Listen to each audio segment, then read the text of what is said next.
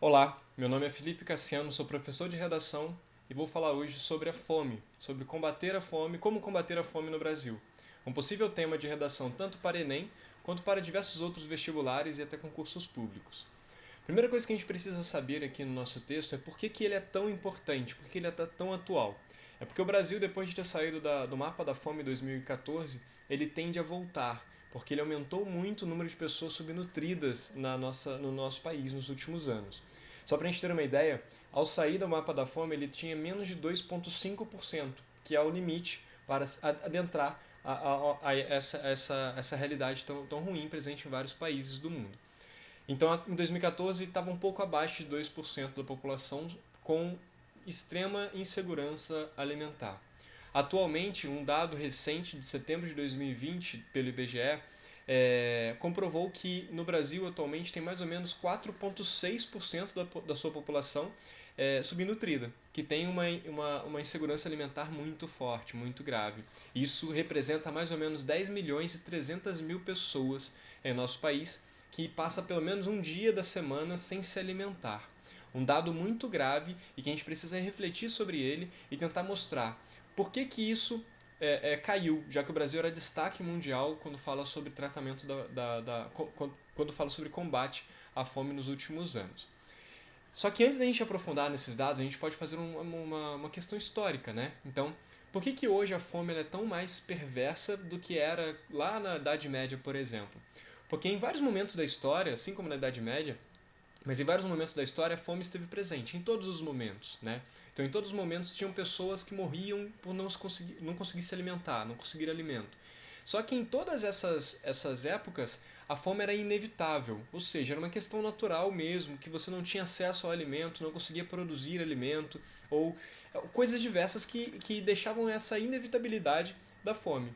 Atualmente, quando a gente fala sobre fome no mundo, que é quase 1 bilhão de pessoas no mundo que passam fome, fica mais perverso, mais triste quando a gente fala sobre isso, porque hoje são coisas, são situações evitáveis, porque não falta alimento, não falta comida em nenhuma parte do mundo. O que acontece de errado nesse sentido é a má distribuição de alimentos, né? O desperdício e várias outras coisas. Então a gente pode colocar no nosso texto, fazer uma análise histórica e falar como que a fome atualmente ela é tão mais perversa, nesse sentido mesmo, porque é uma redistribuição. Aí de cara a gente já pode falar de uma citação, colocar uma citação. Herbert de Souza, mais conhecido como Betinho, foi um grande ativista brasileiro que falava sobre a fome. Ele viveu a vida inteira dele praticamente lutando contra a fome no Brasil. Né? Ele morreu no início do século passado. E aí ele tinha uma frase muito importante que ele falava que a miséria é uma produção humana, por isso é um problema ético. E ele ia além. Ele dizia que a alma da fome é política. Ou seja, todo mundo que passa fome hoje é, de alguma forma, por um erro político, por alguma questão política que impediu aquela pessoa ter acesso àquele alimento. Porque a gente sabe que existe o desperdício e existe produção de sobra. Só para a gente ter uma ideia, o Brasil hoje é um dos maiores produtores agrícolas do mundo, né? Então o Brasil produz muito para exportação. Só que a política voltada hoje para a alimentação brasileira é no sentido de matar a fome dos outros países, né? Então, existem até falas de governantes falando sobre isso, tratando sobre esse tema, de que o agronegócio é pujante, que é muito forte, tem um investimento muito grande. Só que praticamente o agronegócio brasileiro, como o próprio nome diz, trata a comida como um negócio, e esse negócio ele é mais rentável se for exportado. Então, dentro dessa questão do nosso texto, a gente pode até falar que essa variação do dólar, do câmbio, faz com que a exportação aqueça e aí automaticamente o preço dos alimentos básicos aumente também aqui no interior do Brasil, no Brasil de fato, né? E aí faz com que a população mais carente não tenha acesso até mesmo um acesso econômico. Só para a gente ter uma ideia, a segurança alimentar ela se define como quando as pessoas têm acesso físico, então ela consegue acessar fisicamente o alimento, quando tem acesso social, quando tem acesso econômico permanente desses alimentos, sem sofrer nenhuma possibilidade de não se alimentar naquele dia. E aí no Brasil, só para a gente ter uma ideia, existem no caso 3 tipos de insegurança alimentar, a mais grave que seria a fome, depois a média e a leve. Se juntar esses 3 tipos de insegurança alimentar, de acordo com os dados do IBGE de setembro de 2019, que são referentes a 2018 e 2017, ainda não contabiliza a questão da pandemia, de acordo com esses dados, no Brasil hoje tem 37% de brasileiros, ou seja, quase 40% dos brasileiros hoje tem algum nível de insegurança alimentar. De alguma forma não sabe o que vai comer no outro dia. Muitos deles é exatamente isso, não sabe, mas ele acaba conseguindo, mas 10 milhões e 300 mil realmente passam fome, que corresponde, como eu falei, 4,6% da população. Um número muito alto, muito significativo. E aí, só para a gente separar por regiões, talvez você queira colocar até na sua redação, em algumas regiões isso é mais severo. No norte, por exemplo, 10% da população do norte da região norte passa fome. E é um dado muito sério quando a gente fala de um país que já foi destaque mundial no combate à fome, né? E ele já era até conhecido como exportador de políticas sociais. Então, várias das políticas sociais implantadas no início desse século foram exportadas.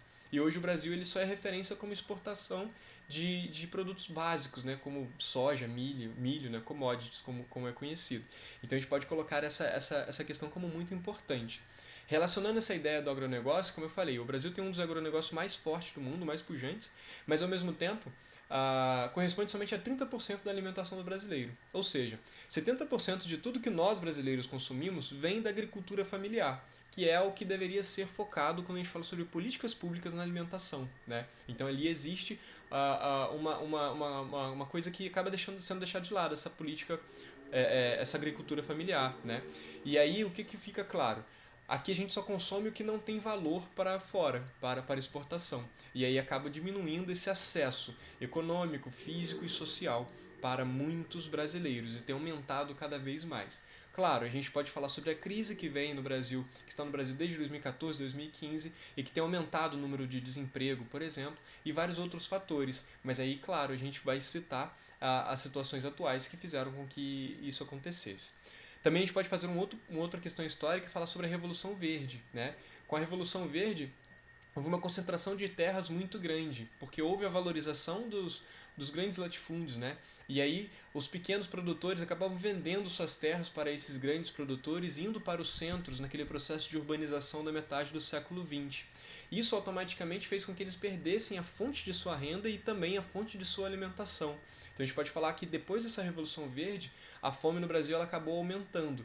Só para a gente ter uma ideia, na população rural, mais de 40% da população rural hoje passa fome.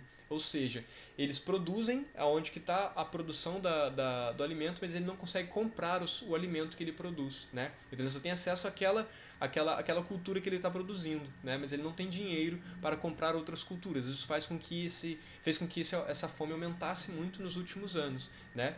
E aí a gente também pode citar um grande ativista brasileiro, um dos mais importantes da história do país, quando a gente fala sobre o combate a mazelas sociais como a fome, que foi Josué de Castro. Josué de Castro foi um médico ativista e que escreveu vários livros sobre a fome e que foi um dos ativistas mais importantes do mundo e foi um dos primeiros a estudarem essa questão. E ele falava que um país que não tem política de segurança alimentar vai ter uma política de fome. Então, de acordo com ele, que morreu lá no século passado, só para a gente ter uma ideia, os livros mais famosos dele são da década de 30 e década de 40 do século 20, então é bastante tempo. E ele já falava sobre isso e falava lá naquela época que o governo ele precisa ter essa política de segurança alimentar, buscar essa segurança alimentar, porque senão a população, de uma maneira geral, vai passar fome, né? Porque existem pessoas que não conseguem se alimentar por si só, né, sozinhas, e aí acaba acontecendo um grande problema. Só que aí o que acontece? Com essa política voltada para a exportação, a menos valorização da agricultura familiar, e aí, claro, um dos princípios lá da Constituição, do artigo 6º, né, que fala sobre os direitos sociais, que é o direito à alimentação, que foi incorporada posteriormente à produção da Constituição, ele acaba não sendo atingido, porque essas pessoas não têm como comer e não conseguem emprego, porque não vai ter esse emprego, não tem nenhuma assistência, a assistência falha, e essa pessoa acaba não tendo dinheiro para comprar e acaba passando fome, sendo miserável de fato. E aí esse número está crescendo. Como os dados mostram, aumentou em 5 milhões. 5 milhões nos últimos anos, 5 milhões de pessoas a mais estão passando fome no Brasil. Então, os números são extremamente fortes e que chamam muita atenção. Então, é um tema bastante interessante que a gente faça essa reflexão, mesmo que não caia dentro do nosso texto especificamente sobre fome, falando sobre desigualdade social, dá para a gente citar esses dados, dá para a gente colocar essas intertextualidades e fazer com que o texto fique um pouco mais forte. Como então eu soluciono um problema como este? Eu vou ter que dar tudo o que é necessário, né? Então tem que fazer cumprir a Constituição em seu artigo 6 dos direitos sociais. Para isso, eu preciso fazer algumas estratégias, assumir algumas estratégias, né? Então a gente pode falar, por exemplo, do Ministério da Cidadania. O Ministério da Cidadania é o que é responsável realmente pela cidadania do povo, né? Pelo respeito ao povo nesse básico do básico que seria a alimentação, por exemplo. Então a gente pode falar sobre o Ministério da Cidadania criar estratégias, programas assistenciais para que leve realmente o alimento à população mais carente. E quando a gente fala sobre população mais carente, população que passa fome, a gente imagina que seja realmente no interior do interior, né? Mas hoje, brasileiros estão passando fome em qualquer lugar do país, nas grandes cidades também, né? Nas periferias das grandes cidades. E uma coisa que chama bastante atenção, todos esses dados que eu falei do IBGE de setembro, não incluem as pessoas em situação de rua, ou seja, o número é muito maior do que 10 milhões e 300 mil brasileiros que passam fome nesse ano de 2019, no caso de 2019 para 2020. Outra coisa que a gente pode fazer também é estimular a produção familiar, como eu falei. Então, criar estratégias, então pode falar sobre o Ministério da Agricultura, criar estratégias junto a políticas junto à produção familiar para que seja estimulada essa produção, para que a população carente possa produzir o seu alimento e possa também, claro, vender esse alimento que sobrar, o excedente, né? Como era feito há uns 15 anos atrás. Isso poderia ser feito também. A gente também, claro, pode falar sobre a reforma agrária, que seria uma redistribuição de terras, que é muito importante. A reforma agrária é muito importante quando a gente fala sobre terras no Brasil e sobre fome de uma maneira geral. Então a gente precisa promover uma reforma agrária eficiente para que essa população tenha acesso à terra e possa produzir o seu próprio alimento também. E aí, quando a gente fala, como eu falei, essas intervenções elas vão entrar já no interior, na área rural, como eu falei, que mais de 40% deles passam fome. Mas e nos grandes centros? O que eu posso fazer? Eu devo dar acesso físico e econômico a esse alimento, né? Então eu posso promover a criação de restaurantes populares, como ficou famoso há um tempo atrás, né, o restaurante de R$ 1. Então eu posso ampliar a rede de restaurantes populares. Então posso fazer uma parceria entre governo federal, estadual e municipal para criar restaurantes estrategicamente posicionados em que a população pague um preço mínimo, até mesmo seja gratuita essa alimentação para ela, para que aí a fome seja erradicada de fato, né?